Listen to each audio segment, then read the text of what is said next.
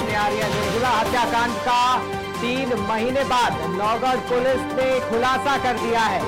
बड़ी मां और एक व्यक्ति को जेल भेज दिया गया है। 17 जुलाई 2024 को अमृतपुर के विनायकपुर में वनभूमि में किशोरी का शव मिला था, जिसके बाद नौगढ़ और जिले के आला अधिकारी पुलिस अधिकारियों में अफरा तफरी का माहौल बन गया। हत्या का खुलासा करने में पुलिस लग गई थी और 17 जुलाई की घटना 17 सितंबर को खुलासा कर दिया गया। हत्या में निकली मृतक किशोरी की बड़ी मां और उसका प्रेमी हत्यारे निकले हैं और उसके बाद जो हत्या की वजह है वो भी आपको बता देते हैं। ये हत्या की वजह सामने आ रही है कि जो प्रेमिका है और प्रेमी है उनको मिली भगत से ये जो कांड है, जो निर्जला हत्याकांड, उसको पूरे तरीके से कांड के तरीके से फिलहाल किया गया। तो नौगढ़ पुलिस ने जो है वो हत्या का खुलासा कर दिया है।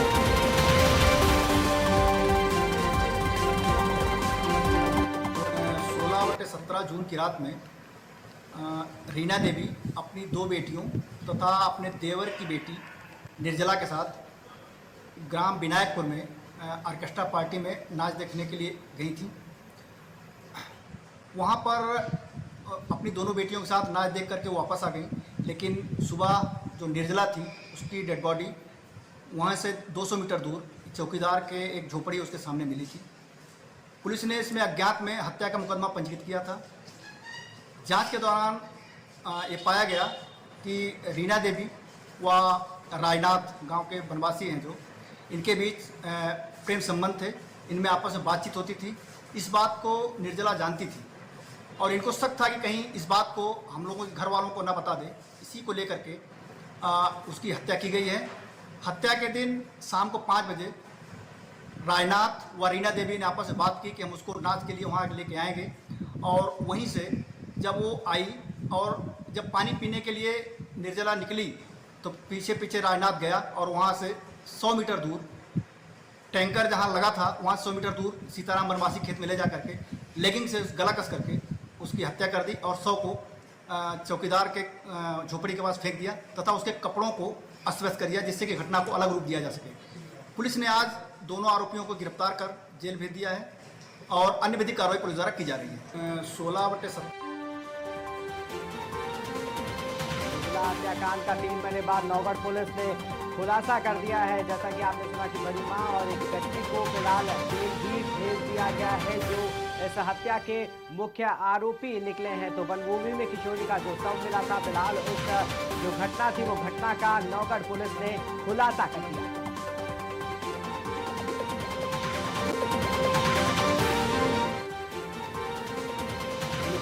करते हैं प्रधानमंत्री नरेंद्र मोदी के जन्म दिवस पर प्रभारी मंत्री असीम अरुण जो है वो हरदोई पहुंचे हैं और समाजवादी पार्टी अखिलेश यादव पर उन्होंने हमला बोला है। उन्होंने कहा है कि अखिलेश यादव और समाजवादी पार्टी पुरानी परंपरा है, अपराधियों को आगे बढ़ाने का काम कर रही है। जहां असीम अरुण ने हरदोई में समाजवादी पार्टी पर यह हमला बोलते हुए साथ ही साथ ये भी कहा है कि अखिलेश यादव और समाजवादी पार्टी की ये पुरानी परंपरा है जो अपराधियों को बढ़ाती है, और ये परंपरा जो है उनकी ये है कि लड़के हैं गलती हो जाती है। इसी परंपरा से उभरकर 2017 में जनता ने इन्हें सत्ता से बाहर कर दिया था। साथ ही उन्होंने ये भी कहा कि नवाब सिंह जैसे अपराधी इस भ्रम में ना रहें। ये सरकार अखिलेश यादव की सरकार नहीं है, ये योगी आदित्यनाथ की सरकार है। तो सीधा प्रहार करते हुए कहीं ना कहीं जो है असीम अरुण जी सामने आए हैं और अखिलेश यादव और समाजवादी पार्टी पर ये गहरा प्रभाव है। और 2017 की बात जो है वो किस तरीके से सामने रखी है, उनका कहना है कि 2017 में जिस तरीके से इन बयानों से जो समाजवादी पार्टी है वो सत्ता से बाहर हुई थी। तो सुनिए आगे क्या कुछ कहना है असीम अरुण जी।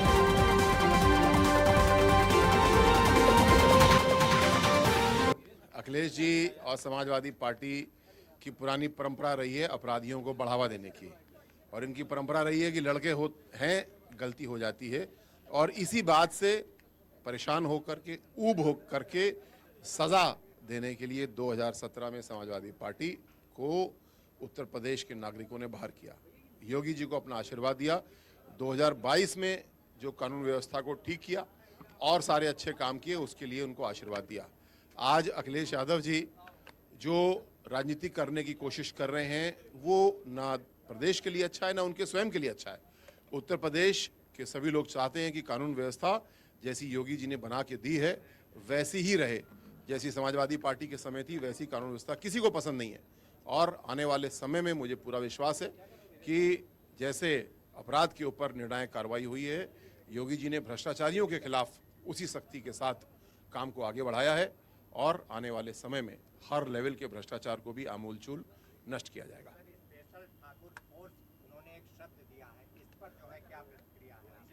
जी, और अगला सवाल है जी, कोई और सवाल? एक दो नवाब सिंह यादव को लेकर जो है अखिलेश यादव का एक बयान है जिसमें उन्होंने कहा है कि वहाँ भाजपा का एक तबका उनको समर्थन कर रहा और एक जो है उनको फंसा रहा है, क्योंकि आप कन्नौज से रिलेटेड है, क्या है पूरा मामला? जी, आज प्रधानमंत्री मोदी जी के जन्मदिवस के उपलक्ष्य में हम सब एकत्रित हैं और ब्लड डोनेशन कैंप आयोजित किया गया है। मुझको भी रक्तदान करने का अवसर मिला। हमारा टारगेट है कि हम लोग 100 यूनिट कम से कम पूरी करें और मुझे विश्वास है कि हम लोग टारगेट से आगे बढ़ें। अभी दे रहा हूँ उससे आगे बढ़ें। कन्नौज में नवाब सिंह यादव पूर्व ब्लॉक प्रमुख समाजवादी पार्टी के नेता जिनको मिनी सीएम कहा जाता था, उनके विरुद्ध एक आरोप लगा। मुझे इस बात की संतुष्टि है कि पुलिस ने बहुत तेज कार्रवाई की और जैसा नया कानून मोदी जी ने बनाया है उस पूरे घटनाक्रम की वीडियोग्राफी की गई, डीएनए मैच कराया गया और अब मुझे लगता है पुलिस एक आध दिन के अंदर चार्जशीट करने के लिए तैयार है। ऐसे सभी अपराधी जिनके मन में कोई भ्रम है वो याद रखें कि योगी जी की सरकार है, ये अखिलेश यादव जी की सरकार नहीं है। कोई भी अपराधी यहाँ पे बचेगा नहीं, चाहे वो मिनी सीएम नवाब सिंह हो चाहे जो हो। Nawab brand of crime, Nawab brand of politics, इसके खिलाफ योगी जी काम कर रहे हैं और ऐसे किसी भी अपराधी को बख्शा नहीं जाएगा। मुझे पूरा विश्वास है कि पुलिस इसमें जल्दी चार्जशीट करेगी और फास्ट ट्रैक कोर्ट में ला करके जल्दी से जल्दी सजा कराई जाएगी। लाल जी ने कहा एलीट फोर्स में जो है अखिलेश यादव को जाति दिखाई दे रही है, आप उस सवाल से बच रहे हैं?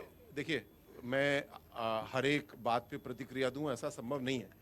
आप जो कार्यक्रम में सवाल पूछें, पूरी दुनिया में लोग बहुत कुछ बोल रहे हैं, हर एक की प्रतिक्रिया मैं दूं ऐसे कोई अनिवार्यता नहीं है।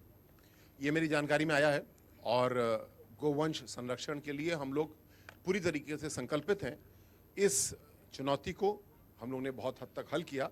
अब अगली चुनौती ये है कि हमारी प्रत्येक गौशाला की व्यवस्था अच्छी से अच्छी हो।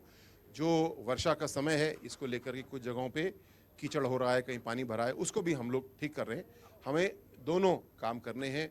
सड़क पे खेत में निराश्रित गोवंश नहीं होना चाहिए, उनको संरक्षित करना है और ये गोवंश कहीं और से नहीं आया, हमारा ही हरदोई का है, हमारा ही है और हम लोग इसको संरक्षित करने के लिए काम कर रहे हैं। जिन गौशालाओं में ऐसी शिकायतें आई हैं उसके लिए मैंने आदेश किया, तत्काल हम लोग जांच करेंगे। जिन कर्मियों की गलती है उनको दंडित किया जाएगा और साथ साथ व्यवस्था को मजबूत करने के लिए काम किया जाएगा। जी जी, मेरी जानकारी में अस्पताल में ये बातें आई कि कुछ लोगों ने आरोप लगाया कि बाहर से दवा खरीदने के लिए कहा जा रहा है।